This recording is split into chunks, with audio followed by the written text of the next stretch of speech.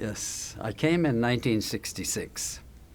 I graduated from University of Alberta and had taught at Dalhousie University for 2 years. Then I had gone to Harvard to do a postdoc with Jerome Bruner.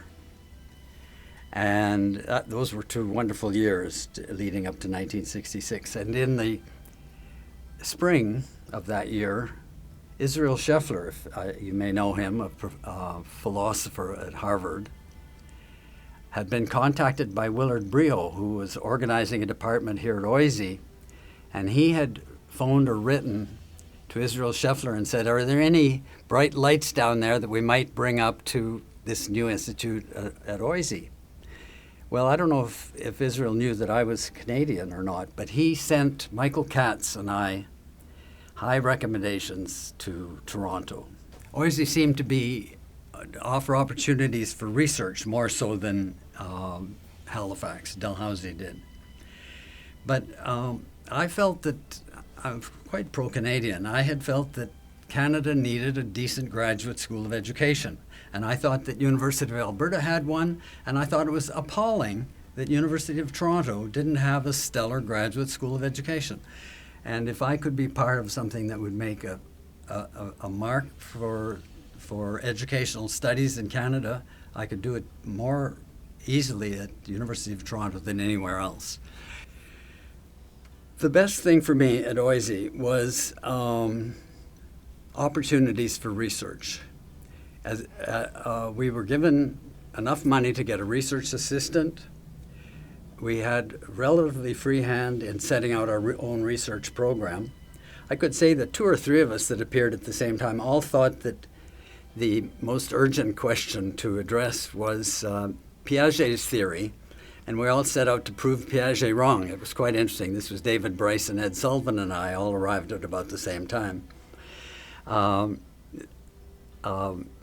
I never worked precisely on Piaget's theory, but we all did think that there was something to be captured about intellectual development that Piaget had initiated, and several of us wanted to work in that tradition.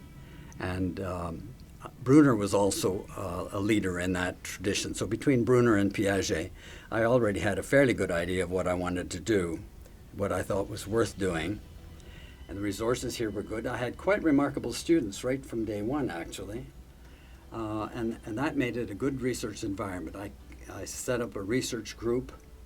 The department grew, got some luminary figures. Robbie Case, probably the most spectacular of the people that we hired, and he was one of our own graduates, actually.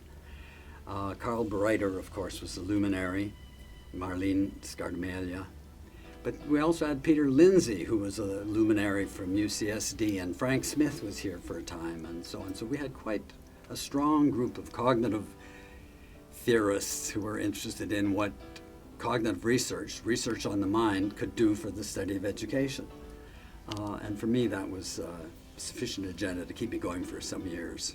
I have always thought that if I do good work as an academic, that's all a good graduate school of education really needs. They need a dozen people who are really outstanding in their work, and the best thing I could do is do the best that I could for research and in the study of the mind that's relevant to the practice of education.